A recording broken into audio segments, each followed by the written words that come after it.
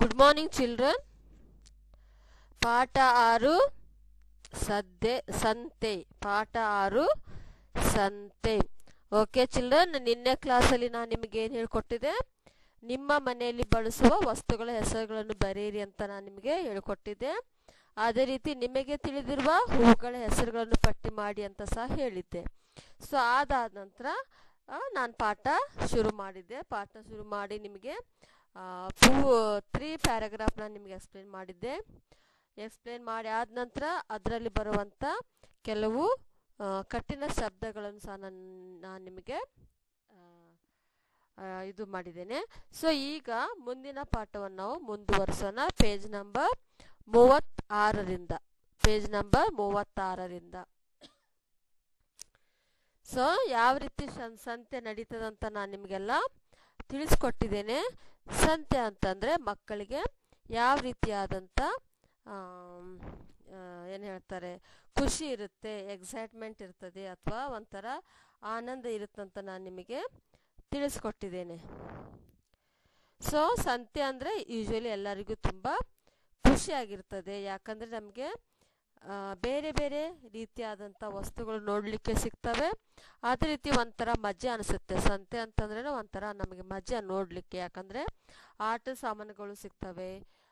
ಜಾತ್ರೆ ಒಂಥರ ಜಾತ್ರೆ ಟೈಪ್ ಅನಿಸುತ್ತೆ. ಬೇರೆ ಬೇರೆ ರೀತಿ ಆದಂಥ ತರಕಾರಿಗಳಲ್ಲಿ ಬರ್ತವೆ, ಹಣ್ಣುಗಳು ಇಟ್ಟಿರ್ತಾರೆ, ಅಂಗಡಿಗಳು ಇಟ್ಟಿರ್ತಾರೆ, ತಿನ್ನುವಂಥ ಸಾಮಾನುಗಳನ್ನು ಇಟ್ಟಿರ್ತಾರೆ, ತರಕಾರಿ ಇಟ್ಟಿರ್ತಾರೆ. ಸೊ ಇದೆಲ್ಲ ನೋಡಿ ನಮಗೇನು ಅನಿಸುತ್ತೆ, ಒಂಥರ ಖುಷಿ ಆಗುತ್ತೆ, ಫುಲ್ ಖುಷಿ ಆಗುತ್ತೆ. ತುಂಬ ಜನ ಇದಿರ್ತಾರೆ, ಸದ್ದು ಗದ್ದಲಗಳಿಂದ ಸಂತೆ ಕೂಡಿರ್ತದೆ.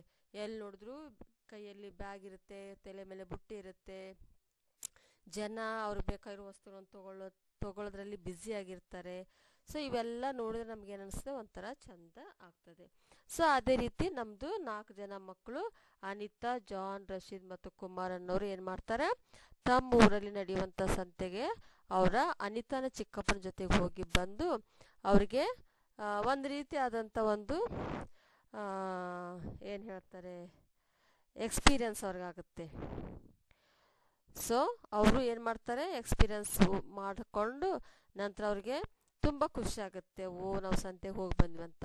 ಸೊ ಈಗ ಏನು ಮಾಡೋಣ, ಮುಂದೆ ನೋಡೋಣ, ಮುಂದೆ ಏನಿದೆ ಅಂತ, ನಮಗೆ ಯಾವ ರೀತಿ ಪಾಠ ನಮಗೆ ಏನಂತ ತಿಳಿಸ್ಕೊಡ್ತದಂತ ನಾವೀಗ ಪೇಜ್ ನಂಬರ್ 36 ನೋಡೋಣ. ಸೊ ಅದರ ಪಕ್ಕದಲ್ಲಿ ಮೆಣಸಿನಕಾಯಿ, ಮರದ ಬುಡದಲ್ಲಿ ವೀಳ್ಯದ ಎಲೆ, ಬಾಳೆ ಎಲೆ, ಅಡಿಕೆ ಇವೆ. ಮುಂದೆ ಹೋದರೆ ಬದನೆ, ಸೌತೆ, ಬೆಂಡೆಕಾಯಿ, ತೊಂಡೆಕಾಯಿ, ಟೊಮೆಟೊ ಮುಂತಾದ ತರಕಾರಿಗಳನ್ನು ಇಟ್ಟಿದ್ದಾರೆ. ಪಕ್ಕದಲ್ಲಿ ವಿವಿಧ ಸೊಪ್ಪನ್ನು ಮಾರುತ್ತಿದ್ದಾರೆ. ಸೊ ಚಿಲ್ಡ್ರನ್, ಸೊ ಈಗ ಮತ್ತೆ ಅವರು ಇನ್ನೂ ಸ್ವಲ್ಪ ಮುಂದೆ ಹೋಗ್ತಾ ಇದ್ದಾರೆ ಸಂತೆಯಲ್ಲಿ. ಸೊ ಅವ್ರ ಕಣ್ಣಿಗೆಲ್ಲ ಏನು ಕಾಣಿಸ್ತಾ ಇದೆ, ಮೆಣಸಿನಕಾಯಿ, ಮತ್ತು ಕೆಲವರು ಮರದ ಬುಡದಲ್ಲಿ ವೀಳ್ಯದ ಎಲೆ, ಅಂದರೆ ನಾವು ಎಲೆ ಅಡಿಕೆ ಹಾಕ್ತೇವಲ್ಲ ಆ ಎಲೆ ಇಟ್ಟಿದ್ದಾರೆ. ಬಾಳೆ ಎಲೆ ಕಾಣಿಸ್ತಾ ಇದ್ದಾವೆ, ಮತ್ತು ಅಡಿಕೆ ಇವೆ. ಹಂಗೇನು ಸ್ವಲ್ಪ ಮುಂದೆ ಮುಂದೆ ಹೋದರೆ ಅವ್ರಿಗೆ ಬದನೆಕಾಯಿ ಕಾಣಿಸ್ತಾ ಇದ್ದಾವೆ, ಸೌತೆಕಾಯಿ, ಬೆಂಡೆಕಾಯಿ, ತೊಂಡೆಕಾಯಿ, ಟೊಮೆಟೊ, ಸೊ ಮುಂತಾದ ತರಕಾರಿಗಳು ಇಟ್ಟಿದ್ದಾರೆ. ಅದೇ ರೀತಿ ಅದರ ಪಕ್ಕದಲ್ಲೇ ಅವ್ರು ಏನು ಮಾಡಿದ್ದಾರೆ, ವಿವಿಧ ರೀತಿಯಾದಂಥ ಸೊಪ್ಪನ್ನು ಸಹ ಮಾರ್ತಾ ಇದ್ದಾರೆ. ಸೊ ಇದು ಒಂದು ರೀತಿಯಾದಂಥ ತರಕಾರಿಗಳ ಮಾರ್ಕೆಟ್. ತರಕಾರಿಯಲ್ಲಿ ಒಂದೇ ಕಡೆ ಒಂದು ತರಕಾರಿ ಇಟ್ಕೊಂಡು ಕುತ್ಕೊಂಡ ಜನರು ಅವರ ಕಣ್ಣಿಗೆ ಕಾಣಿಸ್ತಾರೆ. ಈಗ ಇಲ್ಲಿ ನೋಡಿ, ಅನಿತಾ ಚಿಕ್ಕಪ್ಪ, ಜಾನ್ ಚಿಕ್ಕಪ್ಪ, ರಶೀದ್ ಚಿಕ್ಕಪ್ಪ ಅಂತ ನಿಮಗೆ ನೋಡಲಿಕ್ಕೆ ಸಿಗುತ್ತೆ. ಇವೆಲ್ಲ ಏನಂದರೆ ಇದು ಕಾನ್ವರ್ಸೇಷನ್. ಈಗ ಮುಖಾಮುಖಿಯಾಗಿ ಮಾತಾಡುವಂಥ ಸನ್ನಿವೇಶ ಇದು. ಒಬ್ಬರೊಬ್ಬರು ಮಾತಾಡ್ತಿದ್ದಾರೆ. ಸೊ ಈಗ ಫಸ್ಟ್ ನೋಡೋಣ ಅನಿತಾ ಏನು ಹೇಳ್ತಿದ್ದಾಳಂತ ನೋಡೋಣ. ಓ, ಅಲ್ಲಿ ನೋಡಿ ಘಮಘಮಿಸುವ ಹೂಗಳು. ಸೊ ಅದಕ್ಕೆ ಚಿಕ್ಕಪ್ಪ ಉತ್ತರ ಕೊಡ್ತಾರೆ, ಓ, ಬಿಸಿಲಿಗೆ ಬಾಡದಿರಲಿ ಎಂದು ನೆರಳಿನಲ್ಲಿ ಇಟ್ಟಿದ್ದಾರೆ. ಅಲ್ಲಿ ಸೇವಂತಿಗೆ, ಮಲ್ಲಿಗೆ, ಕನಕಾಂಬರ, ಗುಲಾಬಿ, ಚೆಂಡು ಹೂಗಳಿವೆ.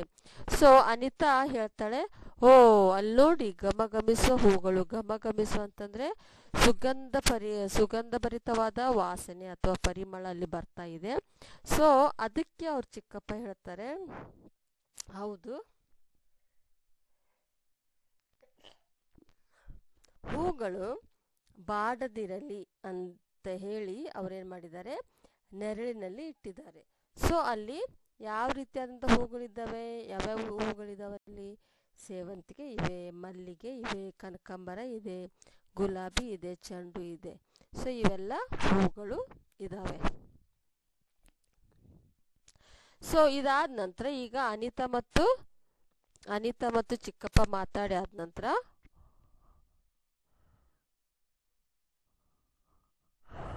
ಜಾನ್ ಮಾತಾಡ್ತಾನೆ. ಸೊ ಜಾನ್ ಏನು ಹೇಳ್ತಾನೆ ನೋಡಿ. ಜಾನ್ ಹೇಳ್ತಾನೆ, ಇಲ್ಲಿಗೆ ಇವೆಲ್ಲವನ್ನು ಎಲ್ಲಿಂದ ತರುತ್ತಾರೆ ಅಂದರೆ ಜಾನ್ಗೆ ಸ್ವಲ್ಪ ಇದಾಗುತ್ತೆ, ಎಲ್ಲಿಂದ ಬರ್ತದೆ ಇದೆಲ್ಲ, ಇಷ್ಟೆಲ್ಲ ಹೂಗಳಾಗಲಿ ಅಥವಾ ತರಕಾರಿಗಳಾಗಲಿ ಈ ವಸ್ತುಗಳಾಗಲಿ ಎಲ್ಲಿಂದ ತೊಗೊಂಡು ಬರ್ತಾರಂತ ಅವನಿಗೆ ಒಂದು ವಿಸ್ಮಯ, ಆಶ್ಚರ್ಯ ಅವನಿಗೆ ಎಲ್ಲಿಂದ ಬರುತ್ತಂತ. ಸೊ ಅದಕ್ಕೆ ಮತ್ತೆ ಚಿಕ್ಕಪ್ಪ ಮಾತಾಡಿ ಹೇಳ್ತಾರೆ, ಇವೆಲ್ಲವನ್ನು ರೈತರು ತಮ್ಮ ಹೊಲ, ಗದ್ದೆ, ತೋಟಗಳಲ್ಲಿ ಬೆಳೆಯುತ್ತಾರೆ, ಅಲ್ಲಿಂದ ತಂದು ಇಲ್ಲಿ ಮಾರುತ್ತಾರೆ. ಸೊ ಜಾನ್ ಕೇಳಿದಂಥ ಪ್ರಶ್ನೆಗೆ, ಇಲ್ಲಿ ಹೂಗಳನ್ನು ಎಲ್ಲಿಂದ ತರುತ್ತಾರೆ ಅಂತ ಕೇಳಿದ ಪ್ರಶ್ನೆಗೆ ಸೊ ಚಿಕ್ಕಪ್ಪ ಏನಂತ ಆನ್ಸರ್ ಕೊಡ್ತಾರೆ, ಇವೆಲ್ಲವನ್ನು ರೈತರು ತಮ್ಮ ಹೊಲ, ಗದ್ದೆ, ತೋಟಗಳಲ್ಲಿ ಬೆಳೆಯುತ್ತಾರೆ, ಅಲ್ಲಿಂದ ತಂದು ಇಲ್ಲಿ ಮಾರುತ್ತಾರೆ. ಸೊ ಅದಕ್ಕೆ ರಶೀದ್ ಹೇಳ್ತಾನೆ ಮತ್ತೆ, ಚಿಕ್ಕಪ್ಪ ಅಲ್ಲಿ ಕೈ ಚೀಲ ಬುಟ್ಟಿ ಹಿಡಿದು ಜನರು ಓಡಾಡುತ್ತಿದ್ದಾರಲ್ಲ ಏಕೆ? ಅದಕ್ಕೆ ಚಿಕ್ಕಪ್ಪ ಏನು ಹೇಳ್ತಾರೆ, ಅವರೆಲ್ಲ ತಮಗೆ ಬೇಕಾದ ಪದಾರ್ಥಗಳನ್ನು ಕೊಳ್ಳಲು ಬಂದಿದ್ದಾರೆ. ಸೊ ಚಿಲ್ಡ್ರನ್, ನಾನು ನಿಮಗೆ ಆಲ್ರೆಡಿ ತಿಳಿಸಿದ ಪ್ರಕಾರ ಸಂತೆ ಅಂತಂದರೆ ಒಂಥರ ಮಜಾ ಇರುತ್ತೆ. ಯಾಕಂದರೆ ಒಂದು ಸೈಡ್ ಹೋದರೆ ನಿಮಗೆ ಬರೀ ತರಕಾರಿಗಳು ಕಾಣಿಸ್ತವೆ, ಮತ್ತೊಂದು ಕಡೆ ಹೋದರೆ ಬರೀ ಹೂಗಳನ್ನೇ ನೋಡ್ತೀರಾ, ಮತ್ತೊಂದು ಸೈಡ್ ಹೋದರೆ ಬರೀ ಇದು ಜೋಳ, ಅಕ್ಕಿ, ರಾಗಿ, ಗೋಧಿ ಇವುಗಳನ್ನೆಲ್ಲ ಇಟ್ಟಿರ್ತಾರೆ. ಮತ್ತೊಂದು ಕಡೆ ಹೋದರೆ ಈಗ ಏನು ಆಟ ಸಾಮಾನುಗಳು ಇರ್ತವೆ, ಮತ್ತೊಂದು ಕಡೆ ಹೋದರೆ ಬಟ್ಟೆ ಅಂಗಡಿಗಳು ಇರ್ತವೆ. ಹಾಗೆ ನೀವು ಪ್ರತಿಯೊಂದು ಹಂತದಲ್ಲಿ ಹೋದಾಗೆಲ್ಲ ನಿಮಗೆ ಬೇರೆ ಬೇರೆ ರೀತಿಯಾದಂಥ ವಸ್ತುಗಳು ನಿಮಗೆ ನೋಡಲಿಕ್ಕೆ ಸಿಗುತ್ತವೆ. ಸೊ ಇಲ್ಲಿ ರಶೀದ್ಗೆ ಇನ್ನೂ ಒಂದು ಗೊತ್ತಾಗದಂಥ ವಿಷಯ ಏನಂತಂದರೆ, ಅವರು ಕೈಗಳಲ್ಲಿ ಚೀಲಗಳನ್ನು ಹಿಡ್ಕೊಂಡು ಹೋಗ್ತಾರೆ, ತಲೆ ಮೇಲೆ ಬುಟ್ಟಿಗಳನ್ನ ಹಿಡ್ಕೊಂಡು ಹೋಗ್ತಾರೆ. ಯಾಕೆ ಅಂತ? ಹೌದು, ಈಗೆಲ್ಲ ಏನಾಗ್ಬಿಟ್ಟಿದೆ, ನಾವೆಲ್ಲ ಮಾಡರ್ನ್ ಜನ ಆಗ್ಬಿಟ್ಟಿದ್ದೇವೆ. ಈಗ ನಾವೇನು ಮಾಡ್ತೇವೆ, ಬೈಕಲ್ಲಿ ಹೋಗ್ತೇವೆ ಅಥವಾ ದೊಡ್ಡ ದೊಡ್ಡ ಕಾರುಗಳಲ್ಲಿ ಹೋಗ್ತೇವೆ. ಸೊ ಸಂತೆ ಮಾಡಿಕೊಂಡು ಕಾರಲ್ಲಿ ಇಟ್ಕೊಂಡು ಬಂದುಬಿಡ್ತೇವೆ. ಸೊ ಮೊದಲು ಹಾಗಿರಲಿಲ್ಲ. ಮೊದಲೇನಿತ್ತು, ಹಳ್ಳಿ ಜನ ಎಲ್ಲರೂ ಏನು ಮಾಡ್ತಾಯಿದ್ರು, ಕೈ ಚೀಲ ತೊಗೊಂಡು ಹೋಗ್ತಾಯಿದ್ರು ಅಥವಾ ತಲೆ ಮೇಲೆ ಬುಟ್ಟಿ ಇಟ್ಕೊಂಡು ಹೋಗ್ತಾಯಿದ್ರು. ಸೊ ಏನು ಮಾಡ್ತಾಯಿದ್ರು, ಅವರು ಎಲ್ಲೆಲ್ಲಿ ಅವ್ರಿಗೆ ಏನೇನು ತೊಗೊಳ್ಬೇಕು ಅನಿಸುತ್ತೋ ಅದನ್ನು ತೊಗೊಂಡ್ಬಿಟ್ಟು ಅವ್ರು ಬುಟ್ಟಿಗಳಲ್ಲಿ ಹಾಕ್ಕೊಂಡು ಹಾಗೆ ಮುಂದೆ ಹೋಗ್ತಾ ಇರ್ತಾಯಿದ್ರು ಅವರು. ಸೊ ಅವಾಗೇನು ನಮ್ಮ ಈಗಿರೋ ಹಾಗೆ ಗಾಡಿಗಳು ಇರಲಿಲ್ಲ ಪಾಪ, ಅವರಿಗೆ ಬಸ್ಸು ಸಿಗ್ತಾ ಇರಲಿಲ್ಲ, ಟೆಂಪೋ ಸಿಗ್ತಾ ಇರಲಿಲ್ಲ, ವೆಹಿಕಲ್ಸ್ ಇರ್ತಾ ಇರಲಿಲ್ಲ. ಅದಕ್ಕೆ ಜನ ಏನು ಮಾಡ್ತಾಯಿದ್ರು, ವಾರದಲ್ಲಿ ಒಂದೇ ಸರಿ ಸಂತೆ ಮಾಡೋದ್ರಿಂದ ಅವರು ಆದಷ್ಟು ದೊಡ್ಡ ದೊಡ್ಡ ಚೀಲಗಳನ್ನು ಅಥವಾ ಬುಟ್ಟಿಗಳನ್ನು ತೊಗೊಂಡು ಹೋಗ್ತಾಯಿದ್ರು. ಅವ್ರಿಗೆ ಬೇಕಾದಂಥ ಎಲ್ಲ ವಸ್ತುಗಳನ್ನು ಅದರಲ್ಲಿ ಹಾಕ್ಕೊಂಡು ಅವರು ಸಂತೆ ಮಾಡ್ಕೊಂಡು ಮನೆಗೆ ಬರ್ತಾಯಿದ್ರು. ಸೊ ಅದಕ್ಕೆ ಇವು ರಶೀದ್ಗೆ ಸ್ವಲ್ಪ ಆಶ್ಚರ್ಯ ಆಗ್ತದೆ, ಯಾಕೆ ಇವರೆಲ್ಲ, ಯಾಕಂದರೆ ಈಗಿನ ಟೈಮ್ದಲ್ಲಿ ಏನಾಗುತ್ತೆ, ಎಲ್ಲರೂ ಬೈಕಲ್ಲಿ ಹೋಗ್ತಾರೆ, ಬೈಕಲ್ಲಿ ಬ್ಯಾಗ್ ಇರುತ್ತೆ ಅದ್ರಲ್ಲಿ ಹಾಕ್ಕೊಂಡು ಬಂದುಬಿಡ್ತಾರೆ, ಕಾರ್ ತೊಗೊಂಡು ಹೋಗ್ತಾರೆ, ಎಲ್ಲ ಕಾರಲ್ಲಿ ಇಟ್ಕೊಂಡು ಬಂದುಬಿಡ್ತಾರೆ. ಈಗ ಯಾರು ಮೊದಲಿನ ಜನರ ಹಾಗೆ ತಲೆ ಮೇಲೆ ಬುಟ್ಟಿ ಇಟ್ಕೊಂಡು ಬರೋದಾಗಲಿ ಅಥವಾ ಎರಡೂ ಕೈಗಳಲ್ಲಿ ಚೀಲ ಹಿಡ್ಕೊಂಡು ಹೋಗೋದಾಗಲಿ ಯಾರೂ ಮಾಡೋದಿಲ್ಲ. ಮಾಡ್ತಾರೆ ಹಳ್ಳಿ ಜನ ಮಾತ್ರ.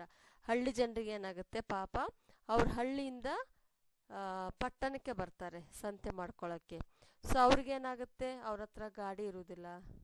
ಗಾಡಿ ಇದ್ದವ್ರು ಗಾಡಿಯಲ್ಲಿ ಬರ್ತಾರೆ, ಗಾಡಿ ಇಲ್ಲದೇ ಇದ್ದವ್ರು ಏನು ಮಾಡ್ತಾರೆ, ಅವ್ರು ಬಸ್ಸಿಗೋ ಅಥವಾ ಟಮ್ಗೋ ಅಥವಾ ಯಾವುದೋ ಒಂದು ವೆಹಿಕಲ್ಗೆ ಬರ್ತಾರೆ, ಸಂತೆ ಮಾಡಿಕೊಂಡು ಮತ್ತೆ ಸೀದಾ ಅದೇ ರೀತಿ ಅವರು ಬಸ್ಸಿಗೋ ಅಥವಾ ಟೆಂಪೋಗೆ ಅಥವಾ ರಿಕ್ಷಾಗೆ ಅವರು ಮನೆಗೆ ಹೋಗ್ತಾರೆ. ಸೊ ಇದು ಒಂದು ರೀತಿಯಾದಂಥ ದಿನಚರಿಯ ಚಟುವಟಿಕೆ ಅವ್ರದ್ದು. ಸೊ ಇಲ್ಲಿ ಅನಿತಾ ಮತ್ತು ಜಾನ್, ರಶೀದ್ 3 ಜನರ ಪ್ರಶ್ನೆಗಳಿಗೆ ಚಿಕ್ಕಪ್ಪ ಆದಂಥವ್ರು ಏನು ಮಾಡ್ತಾರೆ, ಅವ್ರಿಗೆಲ್ಲ ಪ್ರಶ್ನೆಗಳಿಗೆ ಸರಿಯಾದ ಉತ್ತರಗಳನ್ನು ಹೇಳ್ತಾರೆ. ಯಾಕಂದರೆ ಮಕ್ಕಳು ಫಸ್ಟ್ ಟೈಮ್ ಅವ್ರು ಏನು ಮಾಡಿದ್ದಾರೆ, ಸಂತೆಗೆ ಬಂದಿದ್ದಾರೆ. ಸೊ ಅವ್ರಿಗೆ ಅದರಲ್ಲಿ ಸಂತೆಯಲ್ಲಿ ನಡೆಯುವಂಥ ಕೆಲವು ಚಟುವಟಿಕೆಗಳು ಅಥವಾ ಕೆಲವು ವಿವಿಧ ರೀತಿಯಾದಂಥ ಇದೆಲ್ಲ ನೋಡಿಬಿಟ್ಟು ಅವ್ರಿಗೆ ಏನಾಗುತ್ತೆ, ಸ್ವಲ್ಪ ಆಶ್ಚರ್ಯ ಆಗ್ತದೆ, ಏನು ಮಾಡ್ತಾ ಇದ್ದಾರೆ, ಇದೆಲ್ಲ ಯಾಕೆ ಅಂತ. ಅದಕ್ಕೆ ಅವರು ಚಿಕ್ಕಪ್ಪ ಅವ್ರು ಏನು ಮಾಡ್ತಾರೆ, ಸರಿಯಾದ ರೀತಿಯಲ್ಲಿ ಅವ್ರಿಗೆ ಎಕ್ಸ್ಪ್ಲೇನ್ ಮಾಡ್ತಾರೆ.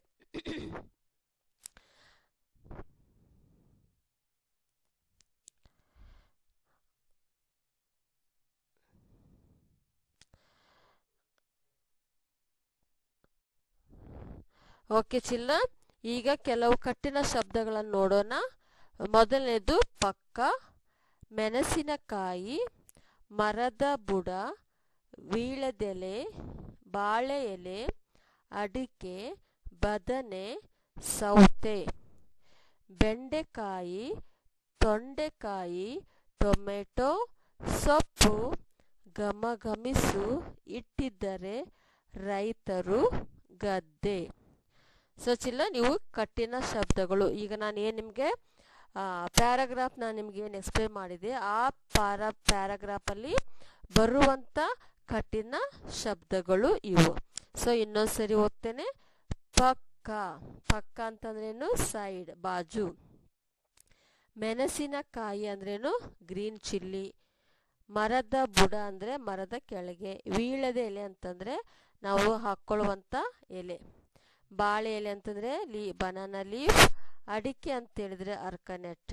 ಬದನೆ ಅಫ್ಕೋರ್ಸ್ ಬ್ರಿಂಜಾಲ್. ಸವತೆ ಅಂದರೆ ಕುಕುಂಬರ್. ಬೆಂಡೆಕಾಯಿ ಅಂತ ಹೇಳಿದ್ರೇನು, ಲೇಡಿ ಫಿಂಗರ್ಸ್. ತೊಂಡೆಕಾಯಿ ಅಂತಂದರೆ ತೊಂಡೆಕಾಯಿಗೆ ಏನು ಹೇಳ್ತಾರೆ, ಗರ್ಕಿನ್ಸ್ ಅಂತ ಹೇಳ್ತಾರೆ, ಅಥವಾ ತಮ್ಕಿನ್ ಅಂತ ಹೇಳ್ತಾರೆ. ಟೊಮೆಟೊ ಗೊತ್ತಿದೆ ನಿಮಗೆ. ಸೊಪ್ಪು ಅಂತಂದರೆ ಎಲ್ಲ ಗ್ರೀನ್ ಬಾಜೀಸ್ ಅಥವಾ ಸ್ಪಿನಾಚ್. ಘಮಘಮಿಸು ಅಂತಂತೇಳಿದ್ರೇನು, ದ ಫ್ರೆಗ್ನೆನ್ಸ್, ದ ಪರಿಮಳ, ವಾಸನೆ. ಇಟ್ಟಿದ್ದಾರೆ ಅಂದರೆ ಕೀಪಿಂಗ್. ರೈತರು ಅಂದರೆ ಫಾರ್ಮರ್ಸ್. ಮತ್ತು ಗದ್ದೆ ಅಂತಂದರೆ ಹೊಲ. ಸೊ ಚಿಲ್ಡ್ರನ್ ಏನು ಮಾಡಿ, ಈ ಕಠಿಣ ಶಬ್ದಗಳನ್ನು ನೀವೇನು ಮಾಡಬೇಕು, ಓದಬೇಕು, ಜೋರಾಗಿ ಓದಬೇಕು. ಅದೇ ರೀತಿ ನೀವೇನು ಮಾಡಬೇಕಿದು ನಿಮ್ಮ ಬುಕ್ಕಲ್ಲಿ ಬರಿಬೇಕು. ನಾನು ಏನೇನೆಲ್ಲ ನಿಮ್ಗೆ ಕಳಿಸ್ತೇನೆ ಅವೆಲ್ಲ ನೀವು ಬುಕ್ಕಲ್ಲಿ ಬರೆದು ಅವನ್ನೆಲ್ಲ ಕಲಿಬೇಕಾಗ್ತದೆ. ಓಕೆ, ಸೊ ಇವತ್ತಿಗಿಷ್ಟು ಸಾಕು. ಆಮೇಲೆ ನೆಕ್ಸ್ಟ್ ಕ್ಲಾಸಲ್ಲಿ ನೋಡೋಣ, ಆಯಿತಾ? Okay, thank you.